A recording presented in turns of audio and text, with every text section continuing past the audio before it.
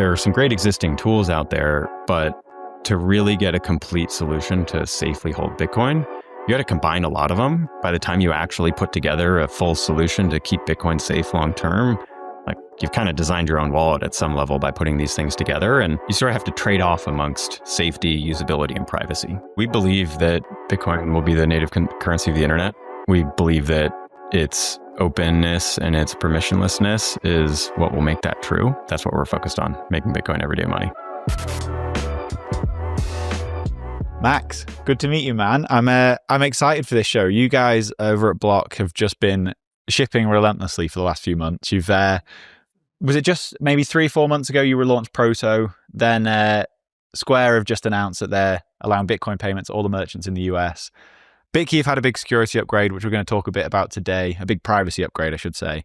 But I want to get into this in detail. But before we do, this is the first time you've been on the show. The listeners might not know exactly who you are. Do you want to start with just a bit of an introduction, who you are, what you do? Sure. Yeah, and thanks for having me. Excited to be on. So I'm Max Guise. I'm leading BitKey and helping to develop Proto, and also just generally excited about all the things we're shipping at Block, and can't wait to talk about more of them. And I've been at Block since 2013 and helped work on early Square hardware. Helped some of the development of Cash App when we launched Bitcoin buying and selling capability, and then in 2021 started leading and developing BitKey, and now contributing to Proto as well. That's awesome. So you were working at Square way before Bitcoin was like an integral part of that business. When did Bitcoin actually become like a something that you were focusing on there? It's an interesting question, because I think honestly, from as long as I can remember at Block, the whole time we've had an interest in Bitcoin. I think the fact that we started off disrupting the payments industry with making it possible for small sellers to never miss a sale, that came from frustration with the existing system, that came from hidden fees, that came from crazy Byzantine processes that people had to go through to sign up for merchant accounts, and that came from a desire to help enable people who were basically being left out of the financial system. And that's really what Square was born out of. And so I think we've attracted people and talent across the company that has been interested in it for a long time. And we also have a history of making bets early on that we think can be disruptive long term. And sometimes we're early with those. And so we actually did have some very, very early Bitcoin experiments where we were probably a little early. And I think where we really, really took off is when we introduced buying and selling of Bitcoin and Cash App. That was timed incredibly well with people's interest, and also part of creating that interest. And so I think it helped put Bitcoin in front of a lot of people in 2018. And inside Square, or inside Block maybe, is it Jack driving all the Bitcoin stuff, or have you got a load of people internally that are also sort of very keen to push Bitcoin as far as possible? Jack's been a visionary for this, for sure. I think he got lots and lots more people interested in Bitcoin who maybe hadn't heard of it originally, and once they discovered it, started to understand how it can help. And so I think there's been a massive enablement from Jack at the company to sort of point the way. And then there are a ton of folks that have helped build all the things we're going to talk about. And I think some of those folks started off as Bitcoiners who came here specifically to build those features. And some of those were folks who are incredible electrical engineers, incredible software developers, and incredible marketing folks that started to learn more and more about what we could do with Bitcoin, and now have sort of joined the ranks, so to speak. And just in the last week or so, you've announced that all Square terminals in the US at the moment can now accept Bitcoin as payment. This is really cool, because like everything previously has been Bitcoiners going into their local butcher or wherever and just nagging the owner to accept Bitcoin. And then when they finally do, like they're the only person paying in Bitcoin, so they forget how to do it in between sales. Like it's always been a very clunky experience. And you guys have just basically turned this on on their normal payment terminal, making it really easy. Like, do you want to explain what you've done there? Yeah, this is huge. I'm really excited about this, and just a huge hat tip to Miles Suter and the whole team who's driven this. And I love seeing it go live. So we launched acceptance on Square, and so what that means is that Square merchants can accept Bitcoin. Now, they can actually receive it as Bitcoin or they can receive it as dollars. And I'll talk in a minute about why that's important. And we've also launched the ability in Cash App when paying with Bitcoin to fulfill that either by debiting your dollars balance or debiting your Bitcoin balance. And so what this means is when transactions happen at a Square merchant and with Cash App on the other side, basically any combination of sending dollars and receiving Bitcoin, sending Bitcoin, receiving dollars, all of those combinations can happen. And this is really interesting because it means that Square merchants can accept Bitcoin, but if it doesn't make sense for them or for their business to receive in Bitcoin right now, they don't have to. They can still accept, make the sale, and receive in dollars. And on the Cash App side, if I'm paying at a merchant and I want to, avoid a taxable event given the current status of where I live in the laws, I can debit my dollar balance. And one of the things that's really interesting about this is that, in the background, what we're really targeting here is 3% fees that everybody has accepted we need to pay on every transaction. And to small businesses, 3% is a lot more than it sounds like. So you might, see a credit card fee, be annoyed by it, but for most transactions, it might not matter that much. But when you look at the books for small businesses and the actual profit they're making, these are businesses that they have thin margins. Like they're really, and especially right now, a lot of small businesses are actually really struggling.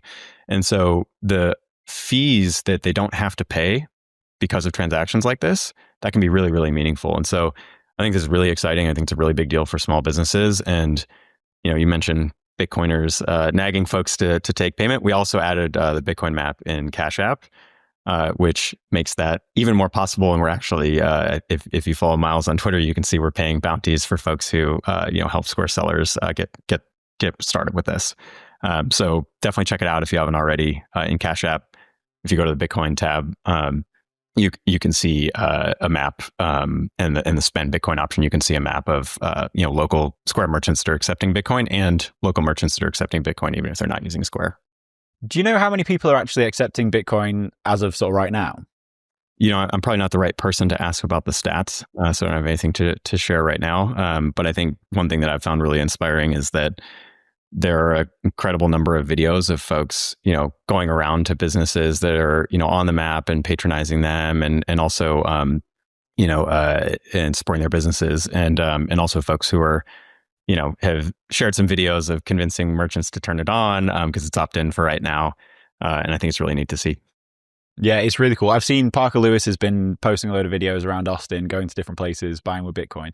And so if on the merchant side of that, how do they actually accept it? Does it work in the exact same way it would for just a fiat payment, or do they have to do something else? Like, do they have to actually select Bitcoin payment? Do you have to tell them you're paying in Bitcoin? Today, you do need to tell them you're paying in Bitcoin, and they need to opt into doing that. We're starting small, but you should expect to see that expand. Yeah, because if that got to the point where there was no noticeable difference in how the UX of that flow worked and you could just pay in Bitcoin, the merchant doesn't even need to know you're paying in Bitcoin, that would be huge. With this though, obviously one of the challenges is the merchants understanding why they would want to accept Bitcoin. Is there a kind of an educational thing that goes along with this? Are you sending out care packages of Bitcoin information to these people? There's actually a page that I should point folks to. It's bitcoinmerchantcommunity.org that talks about it, and credit with Steve Lee, who leads Spiral here. I think is a great champion of highlighting when we need to speak in terms that aren't purely drawn from the Bitcoin community. So showing up in a merchant and talking only about Bitcoin without the why, or kind of putting things in the terms that make sense to them in their business today. That can be a miss, and it's much stronger if we can explain why this is important and where this is going to take us. And really the central theme here is fees going to third parties that we rely on for most transactions. And when this is an open network and you can pay, not even just with Cash App, you can pay with any Bitcoin wallet at Square terminals, there aren't 3% fees. And, this is really about that. And the openness of the network, I think, is going to support that and make this make it really widespread long term. And I think, the path we're on, where we're headed, is all the signs we've seen in the past that are there's a 3% surcharge for credit cards. I think this is going to turn into, there's a 3% discount for paying with Bitcoin. What if you could lower your tax bill and stack Bitcoin at the same time? Well, by mining Bitcoin with Blockware, you can. New tax guidelines from the Big Beautiful Bill allow American miners to write off 100% of the cost of their mining hardware in a single tax year. That's right, 100% write-off. So if you have $100,000 in capital gains or income, you can purchase $100,000 of miners and offset it entirely. Blockware's mining as a service enables you to start mining Bitcoin right now without lifting a finger. Blockware handles everything from securing the miners to sourcing low-cost power to configuring the pool. They do it all. You get to stack Bitcoin at a discount every single day while also saving big come tax season. Get started today by going to mining.blockwaresolutions.com/WBD. Of course, none of this is tax advice. Speak to your accountant or tax advisor to understand how these rules apply to you.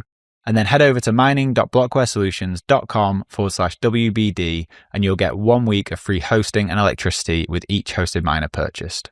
What Bitcoin did is brought to you by the massive legends Iron, the largest Nasdaq-listed Bitcoin miner using 100% renewable energy. Iron are not just powering the Bitcoin network, they're also providing cutting-edge computing resources for AI, all backed by renewable energy. We've been working with their founders, Dan and Will, for quite some time now and have been really impressed with their values, especially their commitment to local communities and sustainable computing power. So whether you're interested in mining Bitcoin or harnessing AI compute power, Iron is setting the standard. Visit iron.com to learn more, which is IREN.com. This episode is brought to you by River, and they've just launched a very cool new product where you can automatically buy every price dip. Their zero-fee recurring buys are a proven way to build wealth with Bitcoin, and you can now supercharge them and buy up to 100% more Bitcoin if the price is dipping at the time of your order. It's a great tool to buy more Bitcoin at lower prices, and while your cash is waiting to be deployed, you earn 3.75% interest on it, paid in Bitcoin. River is built to last with security at its core and is the only Bitcoin exchange in the US with proof of reserves. To open an account, go to river.com/WBD and earn up to $100 in Bitcoin when you buy. That's river.com/WBD. I mean, I know you're focused on the BitKey stuff. I've sprung this on you because this is news since we sort of set this show up, and I really want to talk about it. It's something I'm very excited about. So last question on the Square stuff. Obviously, this is US only at the moment. I don't live in the US, although I spend a lot of time there. And when I do, I'll be searching out these places. But is this going to expand globally, or is it at the moment just focused on the US? It's a good question. Bitcoin's an open, global, permissionless network. We've started with the US. We have, the strongest network there, and a large base of merchants, large base of Cash App users. So we're starting there, but you should expect to see us have intentions beyond that over time. Is very exciting. I think it's one of the coolest things we've seen in a long time, because this has always just been a mess trying to get merchants to accept Bitcoin, trying to do the education. It's just like Bitcoiners going around to their local shops and doing it. Like having this from, I don't know how many people use Square, but an insane number of businesses, particularly small businesses, are using Square. Like having that just enabled on everyone's machine, that's very cool. But we should talk a little bit about BitKey, because you guys have had a huge privacy upgrade there. Before we get into the details of that, do you want to just explain where BitKey came from and what it is trying to, where it's trying to fit in the hardware wallet market? Yeah. So we started BitKey. We wanted to make it safe and easy for people to truly own their Bitcoin. And you could probably guess, based on me talking about an open network earlier, that what's driving that is that the strength of Bitcoin is that it's permissionless. Anyone can use it. And part of what's behind that is the decentralization of the network and the fact that, we don't have centralized entities controlling it. And so, if we ultimately have coins stored on, a couple of exchanges worldwide, then that's not particularly permissionless in the end. And so we want to make it, easy for people to safely own their coins, and not to sit there with them on an exchange subject to hacks and mismanagement like we've seen with exchange collapses. And also just in charge of their Bitcoin instead of listening to somebody else about, when they can move their money, who they can send it to, and how much they can send. And so that's why we built BitKey. And when we started this off, one of our observations was that, there are some great existing tools out there, but to really get a complete solution to safely hold Bitcoin, you got to combine a lot of them. Quite a few of them are hard to use for most folks, and really capable tools, but things that are just, by the time you actually put together a full solution to keep Bitcoin safe long term, you've kind of designed your own wallet at some level by putting these things together. And, for some people, that's an awesome exercise. it is for me. That's literally what I do, every day. But not everybody wants to take on that odyssey. And so our intent with BitKey was to make it easy for folks. And historically, what that's meant is, you sort of have to trade off amongst safety, usability, and privacy. Mm-hmm. And so, in sort of the basic case or the most vanilla case, somebody might use a hardware wallet, single signature, they have one key, they have a seed phrase backup. And you probably heard my opinions many times on this, but that often leads to a situation that isn't as safe as people think it is. Things like storing a seed phrase improperly and having someone see it and be able to steal your funds, or in some cases, accidentally being tricked into, revealing part of the seed phrase and getting funds stolen, or having the seed phrase backup and the hardware wallet in the same place and suffering a house fire and being completely out of luck. These sorts of things, just for long-term safe storage of Bitcoin, like they're a problem. And so, another alternative is people gluing these things together using something, doing a sort of DIY multisig. That turns out you can build something that's really safe and really private. It's just really hard. And it's really hard to maintain it and keep it in a safe state over time. And so what people have often gone to is something we'll refer to as collaborative custody services. And that's where you ask a third party to help keep your Bitcoin safe, not by handing it over like a custodian where they have unilateral control and can move it without you, but where they're holding on to maybe one key or a backup or some combination of those, where they can help you when you start to lose things, but the default state is you can unilaterally exit at any time. So to me, that's part of the definition of self-custody, that you can unilaterally move your funds at any time. And collaborative custodians have historically been able to help you more safely store Bitcoin while retaining control. And the problem is exactly what you said, which is the trade-off in that case is privacy. When you give, that third key, for example, in BitKey's case prior to this upgrade, to a custodian, we had what's called a wallet descriptor, which meant that we could see, your balance and we could see your transactions on the blockchain. Like we could pick out on the blockchain which activity is associated with that wallet. And that's true of every other collaborative custody service out there.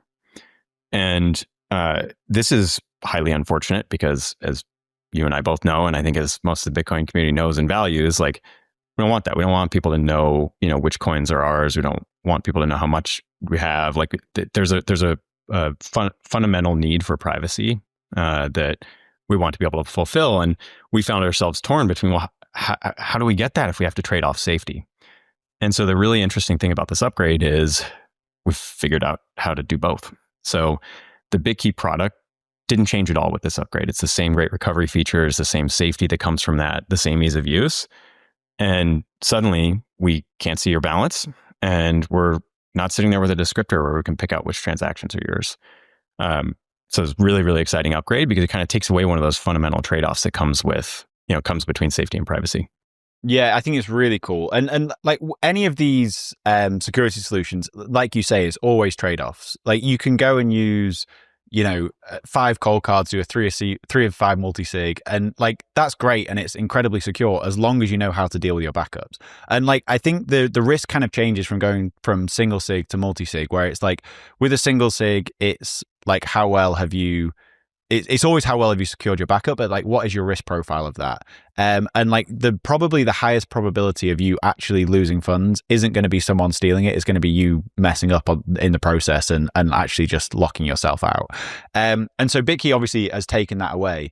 And then the trade-offs there have always been like, what if, like you're basically giving up the privacy, BitKey can see every transaction that you make on that. But then this BIP has just come out written by, was it Jesse Posner and Jervis Tan? Is that how you say it? Yeah. So maybe it's worth explaining what this BIP is and how, can you explain how it works?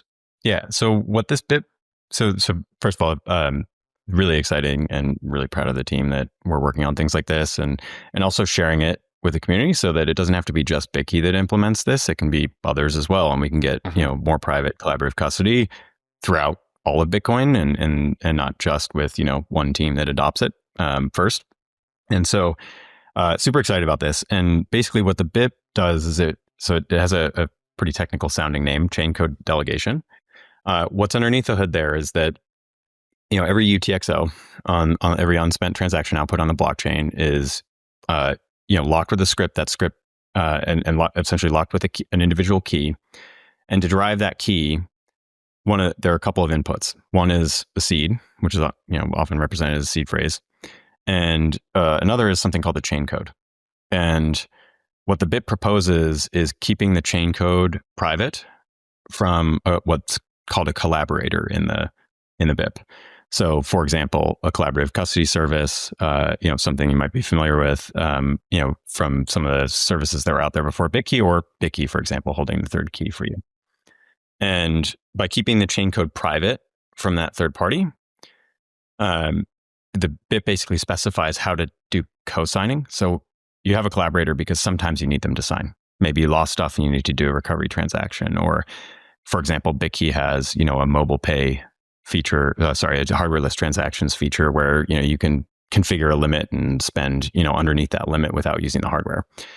There are reasons why you might want to do either of those things, especially recovery, and lean on a collaborative custodian to do that. And the BIP basically makes it possible to share only the information necessary to sign an individual transaction when there's a need for recovery. It also specifies a way to do that completely blindly, which is actually not what we've implemented up front. But most of the BIP, what it provides for is you can send up partial information effectively about the chain code so that the collaborator can sign one recovery transaction. Underneath the hood, the BIP is full of some cryptographic equations, which I will try not to recite here. And also, I'm probably not the right person on the team to Don't worry, it would go over my head anyway. Yeah, really interesting though. And basically by setting up that partial information, we can still get the greatness of, recovery transactions when we need them, but not have to, have the collaborative custodian sitting there with a wallet descriptor that reveals everything. So just for the actual users, I want to go through what this actually means for them. Because at the moment, the way BitKey works is you have your keystone, you have a key on your phone, which is encrypted, and then block hold one of the keys on your servers. So if you want to send a transaction now, you use your encrypted key on your phone and you use this. Unless you lose this, or unless you can't actually use this key, and then you have to contact block and they sign a transaction. So with this update, what this will mean is that every time that you sign a transaction with your actual hardware and with your phone, block can't see what's going on. But if you end up having to rely on the key on block servers, then you can see what's happening. Is that correct? Yeah. So there are basically two paths in the BIP, and one of them requires implementing something called Schnorr signatures. We haven't done that yet. When anyone who adopts that portion of the BIP, it means that even at signing time, there's no information revealed. Short of doing that, when the collaborative custodian signs a transaction, they see the UTXOs involved in that transaction. If that's a recovery transaction, that might be all of your UTXOs. And what we do is when that happens for BitKey, we don't log anything. We don't store anything about the UTXOs that we saw. And we're working on a feature that we call server verifiability that will allow people outside of BitKey to see that that's true. We use something called AWS Nitro, or something called Nitro Enclaves on AWS, which is basically a secure computing environment that has what's called an attestation capability. It's a way for that environment to basically provide a cryptographic attestation of what code it's running that can be checked from outside of the system. And so this is not that's not a block thing. That's an AWS wide thing. And we're working on a feature that basically will allow people to verify that this is true. And even in the interim, I'm really excited about this because we're truly blind to balances and transactions. We don't save this stuff, and so we don't know. So just as an example, I've been really excited by, since we have been able to see, I'm aware that there's a lot of money that has been moved onto BitKey and a ton of momentum around that, and folks getting a ton of value out of storing it. And then I'm simultaneously sad because, now that we have folks migrating to our newest privacy upgrade, I don't know what's on it anymore. And I think that's awesome. I think the whole team actually has just been really excited about this, because it's been one of the things that for us was a pretty sharp trade-off as we designed BitKey up front, and we're finally able to remove it. Yeah, and I also just want to reiterate that this isn't a BitKey specific thing. If you use a Casa or an Unchained, you have the same problem in any of these collaborative custody models. Mm-hmm. So the thing that you guys have focused on really heavily from the very start is making this as easy as possible, making the UX as clean as possible, and as user friendly. So does this remove any of that UX, or is it exactly the same?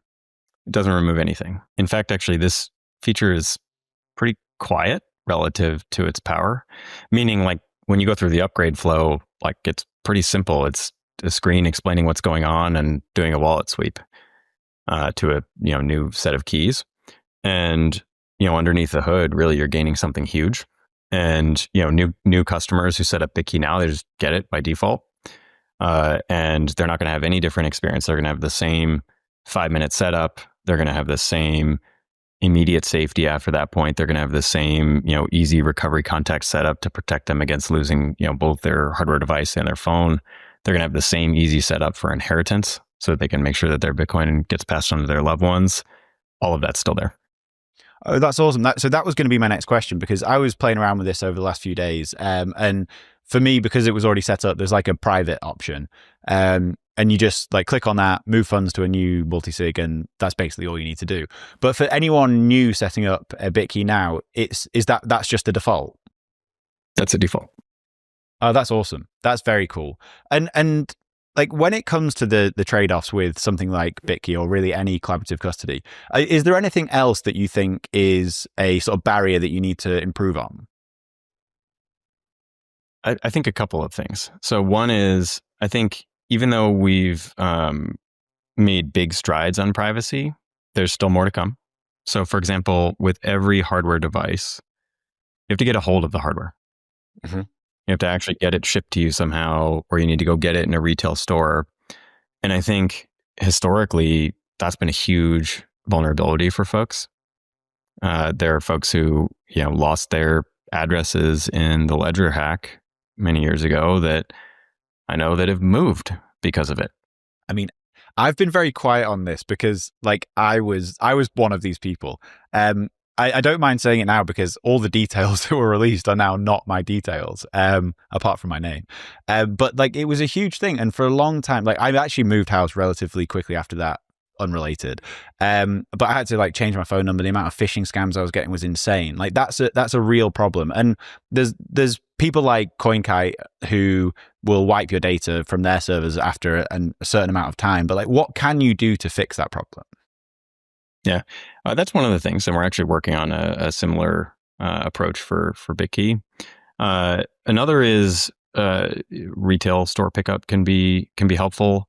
Yeah, we're actually working on implementing pickup at retail stores. Don't think like big box retail stores where we're selling, but more like pickup points. We think that's an important thing to roll out so that folks have more options for actually getting a hold of a device without having to put a physical address that they're either, even if it's work, that they're at physically a lot. And then we also introduce the ability to purchase BitKey with Bitcoin. One of the other aspects, there's a lot of aspects to this, but one of the other aspects is that, when you pay with something that's not Bitcoin, you need to provide a billing address. And very often that's pretty problematic for folks. And so really trying to go systematically through where this type of information ends up in, both our systems and potentially others. And I think, it's something I'd love to see more focus on industry-wide, because I think it's a real problem. I mean, the idea of being able to pick this up at a retail, I can see all this coming together now, Max. The idea of being able to pick this up at a retail store where you can pay with like eCash through the Square terminal is kind of the perfect solution to this. It's a good idea. We need to push that forward. The other thing that I really wanted to kind of hit on is like this is a huge privacy improvement for the individual using a BitKey. But this isn't like a private Bitcoin. This doesn't give you private Bitcoin transactions. I want to make sure that that's not lost in kind of the nuance of this. Like people who are using Bitcoin, like your interaction is blocked from, like Block can no longer see that, but everyone else can see it on the network, and Block can still see transactions on the network. They just don't know they're associated with you. It's probably worth like just reiterating that point. Yeah, I think it's a really important one. On-chain privacy is a huge challenge, and I think this is one of those situations where things like Lightning can help. I think most people don't realize that if they pay somebody on L1, they're potentially revealing a lot to that person about their holdings, and that's something that like there isn't really a direct analog prior to Bitcoin for. And I think it's like a very Bitcoin specific thing. It's not BitKey specific. It's not really specific to any wallet vendor or anything like that, but it is a difference in Bitcoin relative to what people are used to. Like, it's basically comes down to, if I pay for something, if I pay for a coffee with a $20 bill, they know I had at least $20, but they don't know all the other $20 bills that I've spent and who I might have given them to, or, how much it adds up to or anything like that. And I think that still flies under the radar for a lot of folks, and is something that is payments and sort of Bitcoin as everyday money becomes, and as we make it more of a thing, I think we're going to be confronting more directly. This episode is brought to you by AnchorWatch. The thing that keeps me up at night is the idea of a critical error with my Bitcoin cold storage. And this is where AnchorWatch comes in. With AnchorWatch, your Bitcoin is insured with your own A+ rated Lloyd's of London insurance policy, and all Bitcoin is held in their time-locked multisig vaults. So you have the peace of mind knowing your Bitcoin is insured while not giving up custody. So whether you're worried about inheritance planning, rent attacks, natural disasters, or just your own silly mistakes, you're protected by AnchorWatch. Rates for fully insured custody start as low as 0.55% and are available for individual and commercial customers located in the US. Speak to AnchorWatch for a quote and for more details about your security options and coverage. Visit anchorwatch.com today. That is anchorwatch.com. Do you wish you could access cash without selling your Bitcoin? Well, Ledden makes that possible. They're the global leader in Bitcoin-backed lending, and since 2018, they've issued over $9 billion in loans with a perfect record of protecting client assets. With Ledden, you get full custody loans with no credit checks or monthly repayments, just easy access to dollars without selling a single sat. As of July 1st, Ledden is Bitcoin only, meaning they exclusively offer Bitcoin-backed loans with all collateral held by Ledden directly or their funding partners. Your Bitcoin is never lent out to generate interest. I recently took out a loan with Ledden. The whole process was super easy. The application took me less than 15 minutes, and in a few hours, I had the dollars in my account. It was really smooth. So if you need cash but you don't want to sell Bitcoin, head over to ledden.io/WBD and you'll get 0.25% off your first loan. That's ledden.io/WBD. If you already self-custody your Bitcoin, you know the deal with hardware wallets. Complex setups, clumsy interfaces, and a seed phrase that can be lost, stolen, or forgotten. Well, BitKey fixes that. BitKey is a multisig hardware wallet built by the team behind Square and Cash App. It packs a cryptographic recovery system and built-in inheritance feature into an intuitive, easy-to-use wallet with no seed phrase to sweat over. It's simple, secure self-custody without the stress. And Time named BitKey one of the best inventions of 2024. Get 20% off at bitkey.world when you use the code WBD. That's bitkey.world and use the code WBD. This episode is brought to you by Bitcoin Miner. On December 8th and 9th, I'll be in Abu Dhabi for Bitcoin Miner along with 10,000 other Bitcoiners. There's an amazing lineup of over 200 speakers sharing Bitcoin insights and innovation from all over the world.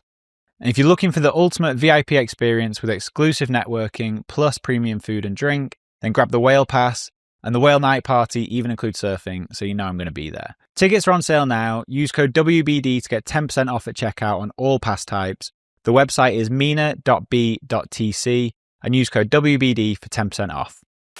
So BitKey is obviously relatively new in the Bitcoin hardware space. What is like the future of BitKey? Are there stuff you're working on that you're sort of really excited about? Like what will this look like in a few years' time? Yeah. So a few years' time, I probably can't go into too much detail about. I will say, we have heard a ton of different requests from our customers. We have a lot of folks using BitKey, really excited about it. And I think getting a lot of value out of safe storage on BitKey, and also realizing like we've made it so simple that like there's actually quite a few feature requests that people realize like, hey, I would be awesome if BitKey also did this. And so we've gotten requests for things like some on-chain privacy tools like we were just talking about. So things like coin control. We've got requests for things like multiple accounts. So maybe being able to, help folks and not just like personal multiple accounts, not just like, oh, I want to have an account that's my savings, an account that's like something I'm spending from, but also multiple accounts to help friends and family with Bitcoin. Yeah. And I think this is something that's really special about BitKey, because what we've seen, we have a lot of folks who, buy BitKey for friends and family and help them take control of their Bitcoin. And then, one of the follow-on requests we'll hear is like, well, I didn't have to do anything because like they did the 5-minute setup and it worked, but I'd also love to be able to like help make sure over time that they're maintaining it in a good state and this type of stuff. To maybe set it up for kids, for example.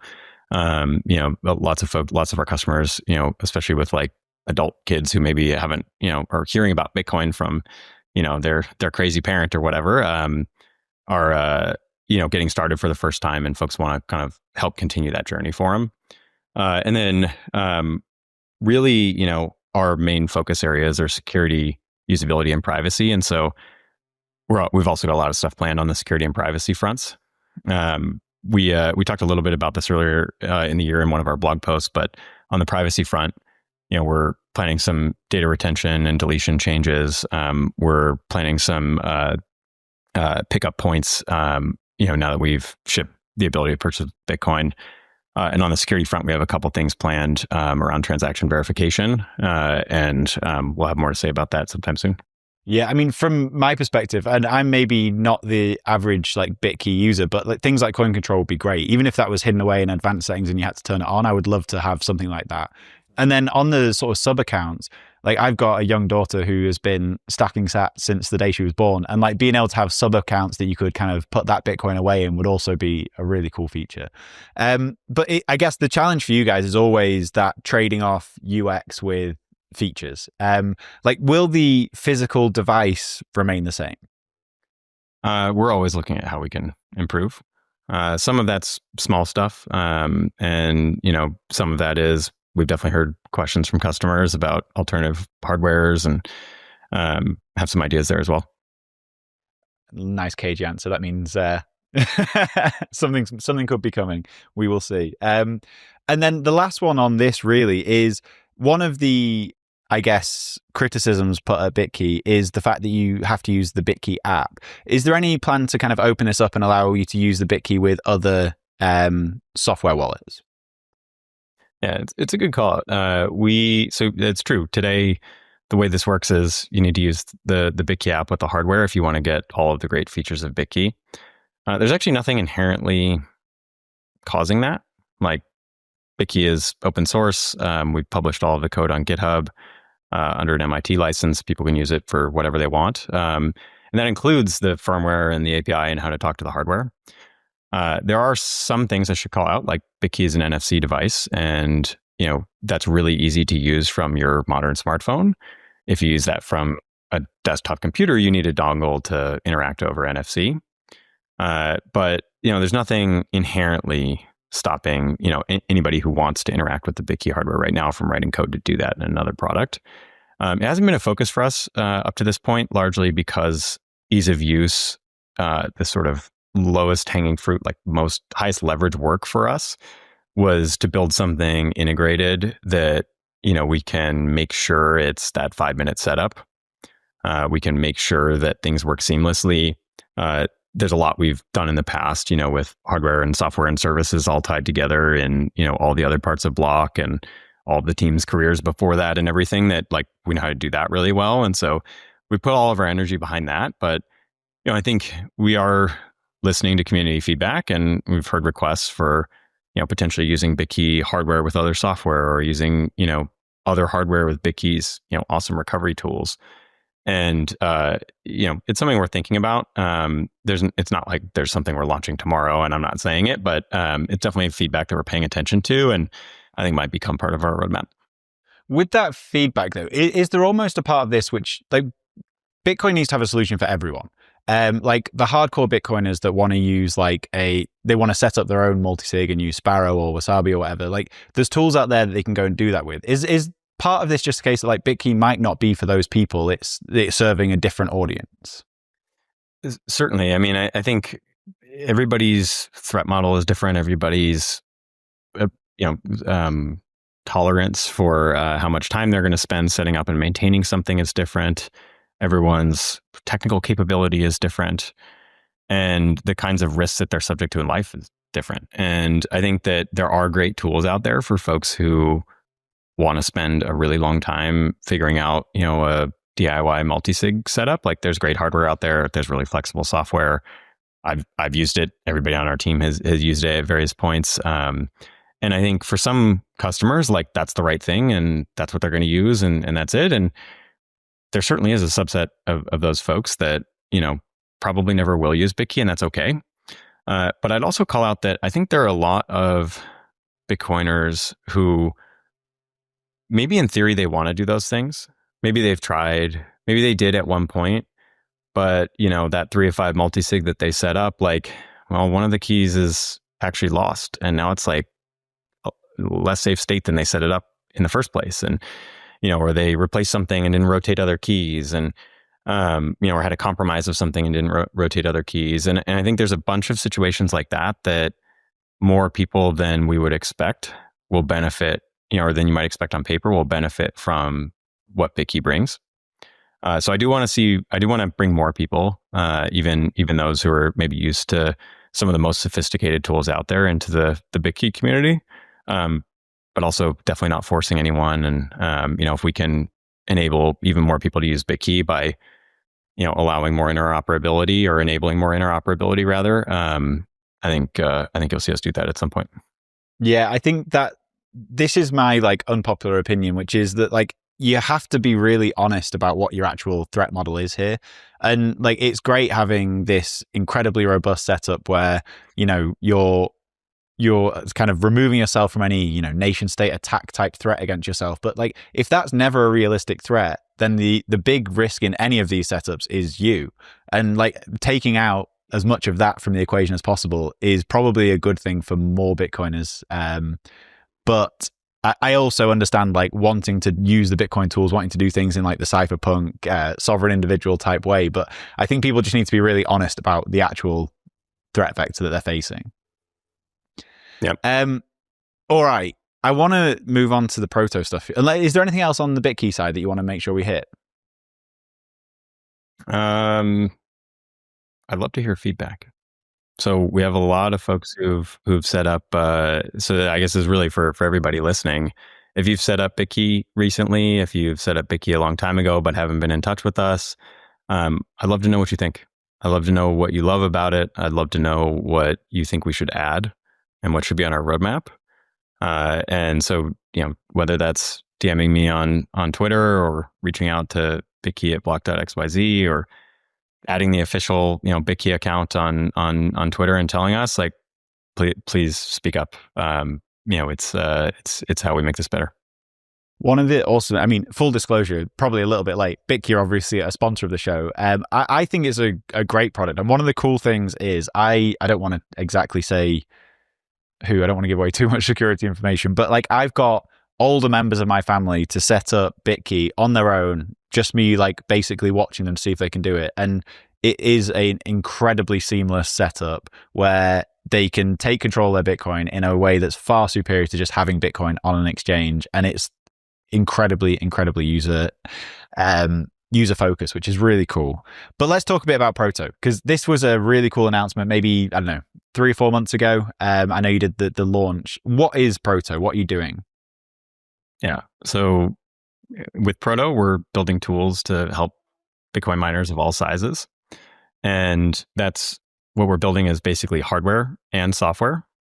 And the hardware we're building is everything from custom chips, so silicon that's at the core of Bitcoin miners, to hash boards that pack a bunch of silicon, to what we call Proto Rig, and that we announced in August, that is basically a bunch of hash boards, fans, and power supplies that make up a Bitcoin miner, and software that goes on top of that, both to run the rig, but also to manage a fleet of Bitcoin mining machines. And we got interested in this for a large variety of reasons. Number one is that the permissionlessness of Bitcoin depends on the decentralization of the network. And there are a bunch of centralization pressures in mining. Totally. There are very, very few hardware vendors. And of the very short list that make up, more than 90% market share, they're all in the same country. And we would like to help fix that. So we'd like to add to the list and make it possible for folks to, get Bitcoin mining equipment and software from another entity. And we basically started looking into this and realized we're in an incredible position to help make that happen for Bitcoin and for Block. We have, you talked about Jack is kind of driving the Bitcoin vision earlier. So we have a visionary CEO who believes in this, which is actually quite rare. And then we're a U.S. publicly traded company with a healthy balance sheet that can invest in something as capital intensive as Proto. And then we have long-term system engineering expertise to be able to actually build something like this. And we realized, this is really important for Bitcoin, and let's go. I love it. And what are the challenges that miners face that this is trying to? Because obviously, like you say, the vast majority of ASICs right now are built in China. Having one of those built in the US, which is, I assume you're building this in the US, that's a massive benefit. But what are the sort of on-site issues that these miners have that Proto can help solve? Yeah. So, we're not Bitcoin mining operators. We didn't start out that way. So we started off by talking to customers. That's what we do when we begin efforts at Block. And what we heard was basically that all of the hardware that folks have been using up to this point just wasn't built to be infrastructure. It was something that was more disposable, not reliable. People would, trash their fleet after, just a couple of years and go through this expensive and time-consuming process to upgrade as machines get more efficient. And we also heard things like software is a mess. So there's a software tool to do just about every individual thing in Bitcoin mining. None of them talk to each other. People have these glued together software stacks and pay high fees for them. And so we set out to make something better. And our answer came in a couple of forms. So what we announced in August is Proto Rig, which is durable, repairable, and upgradable. So it's built to be infrastructure. The hash boards are something that you can swap out. The PSUs you can swap out. The fans you can swap out. We focused both on making this possible in upgrade cycles, but also while people are maintaining their fleets to make it easy and quick to repair on the rack. Every moment spent not hashing is less Bitcoin produced for miners, and in these huge operations, those things add up really, really fast. And so we introduced Proto Rig, and we also introduced Proto Fleet, which is free and open source software for managing your entire mining fleet. And I'm excited to bring those out. Yeah, that's very cool. Because I think quite often people think of Bitcoin miners as being these mega miners in the US where they have beautiful, huge data centers where they're clean and things are very efficient and work. I've been to see the gridless sites in Africa. Not every mining site is like that. When I was with Eric Hersman, he was saying the biggest challenge is getting literally flies out the fans. They're just in a shack on the side of a river essentially, and he couldn't even use Bitmain machines because they're just not durable enough. And so the idea here, I guess, is not necessarily, I could be wrong here, tell me, but is it not necessarily to hit those mega miners, it's to hit everyone else that's helping decentralize hash rate? Yeah, it's actually both. So the Proto Rig design is something that can serve folks in a lot of different sort of mining operator settings. So we see everything from large industrial miners, meaning folks that have large sites, many thousands of miners at a site, many sites owned by the company or whatever. And then we also see miners that maybe have a couple of hundred rigs and they have a lot of the same problems, a lot of the same challenges. And then we see, folks with just a couple of miners that are, maybe getting started with a new operation somewhere. We see settings that are, extreme desert climates with crazy dust everywhere and high wind seasons. We see situations like what you described with gridless, who are awesome, by the way. Where leave the lights on by accident at night, and suddenly all of the miners are clogged with literal flies, and being able to swap fans out easily and understand the state of the system remotely ends up really important in a bunch of those settings. And so we're building for miners of all sizes. There's some things like, for example, home miners and stuff. Proto Rig's probably not for that. I wouldn't recommend that if you're looking for a home miner, that's probably not where to get started. But over time, we anticipate serving a really wide set of groups. I guess the huge thing as well for the actual operation side is instead of having to have sort of an ASIC engineer on site who can take apart the fan and the chips and and fix the machines, instead it's literally you just pull something out, push something in, and press go again. Yeah, we were really interested in on-rack repairs. So one of the things that we saw happening a lot at customer sites is, especially at larger ones, there might actually be a couple of folks who are focused on repairs and have to, go around spending, their entire day collecting machines, throughout their racks and coming and bring them back to a repair center and taking them apart there. And, we'd watch them take out 12 screws where we thought there could have been 3 and or 0, and do all these things that we wanted to be able to, or we wanted to make possible in 90 seconds on the rack.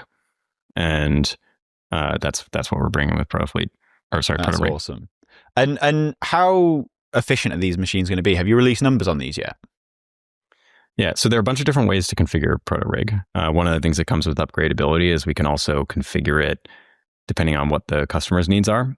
Some customers, they might have different costs of power, focus on different things. And so, they may want to, for example, spend less upfront and, run a machine hotter with fewer boards in ProtoRig, and might be okay because they have low cost of power, compromising and optimizing for hash rate output as opposed to, going for the absolute lowest, power efficiency they could get. And others, maybe higher cost of power, want to drive power efficiency, as efficient as they can. And so what we shared at our launch event in August is that you can configure it, up to or really down to 14.1 joules per terahash, which we're really excited about. Can you put that into context for both me and the listeners? Like, how does that stack up against, the Bitmains of the world? Yeah, so Bitmain is definitely still the industry leader. So you're not going to go look at their website and our website and see us, beating them on power efficiency. But the way we're thinking about this is that power efficiency is just one of the metrics that miners care about. Everybody that we've talked to, like, there's a whole equation they're using to figure out, like, how are they going to have a profitable mining operation? How are they going to optimize? And when you look across all of those factors, we think people should, be looking to ProtoRig. So those factors are, infrastructure costs, so how much they're paying up front, including when you start to look across upgrade cycles, and you can save 15 to 20% every time you upgrade your fleet when you're using ProtoRig, and downtime. So, lots of folks we noticed tended to measure downtime as like, are the miners on or are they off? And really what matters is how much Bitcoin are they producing relative to your expectations? And there's a huge gap there. And so, when you look at things like 90-second on-rack repairs from ProtoRig, that hash rate or that hash output, the hashing hours basically goes way up. And then, of course, power efficiency and the total throughput of the machine matter as well. And we actually have specs and more information about ProtoRig on proto.xyz for anyone who's interested in kind of digging deeper. It's very cool. And so you had the launch event a few months ago. When is this actually going to kind of hit the shelves and people are going to be able to use this? Yeah, so we're taking orders for ProtoRig. ProtoRig is in production at customer facilities now. And so what I would highly recommend is anyone who is looking to buy ProtoRig should talk to our sales team, and you can find information about that on proto.xyz as well. I mean, I think as Bitcoiners, we're very lucky to have a company like Block in the space. The stuff you're doing is pretty incredible. I think this latest Square thing is huge and a real like game changer. When you look back over the past 6 months and really even just the past couple of weeks, I think the velocity is incredible. So earlier this year at Bitcoin Las Vegas, we were experimenting with acceptance on Square, and it was a really exciting time. And we were selling BitKey and hearing a lot of good feedback from customers. And then since then we've launched things like the privacy upgrade. The past week we launched the Bitcoin Map and Cash App. We launched Square Conversions about a month ago, where Square merchants can convert a portion of their sales into Bitcoin. We've launched acceptance on Square, and the team just has so many good ideas and so much going on and so much coming out the door that I'm just really excited for the next, not just the past 6 months, but the next 6. How much, because obviously like Square is a huge company, was a huge company before any sort of Bitcoin integration, but how much of the company is now focused on Bitcoin? Like how much of the mind share is going on Bitcoin stuff right now? Well, I think I have to answer that in a personal way, which is 100%. So this is what I'm working on. And across the company, I don't know the exact number, but the folks that are working on it, like they live and breathe this. And why has the focus been so heavily on Bitcoin? Again, is this because like Jack believes in this thing, he wants to push this as far as he can go? I know he's a big proponent of Bitcoin as being used as like actual money rather than just this like saving store of value thing. Is that where this is coming from? I mean, we believe that Bitcoin will be the native currency of the internet. We believe that its openness and its permissionlessness is what will make that true. And so I think really the whole team is bought in on this being the best way to, really change the financial system. And so I think that's where it's coming from. And our goal is to make Bitcoin everyday money. And so all of the things that you see shipping, that's what we're focused on, making Bitcoin everyday money. I love it, man. This has been great, Max. Hopefully I'll actually meet you in person at some point in the coming year, but I've really enjoyed this. You should tell everyone where to go to find out more about you, BitKey, anything that we've talked about today. Yeah. So for BitKey, you can go to bitkey.world. Use code WBD. Yeah, of course. And then for Proto, you can go to proto.xyz. And then would highly encourage, following some of the official accounts for BitKey, for Block, and I mentioned Miles Suter earlier in the call, and so especially if you're awesome. Following along with Square payment acceptance and Cash App features, I definitely want to plug him as well. And Miles, if you're listening to the show, we need to record, man. Yeah, I appreciate this, Max. It's been great. I will hopefully see you around at some point soon, and yeah, thank you for the time. Thanks.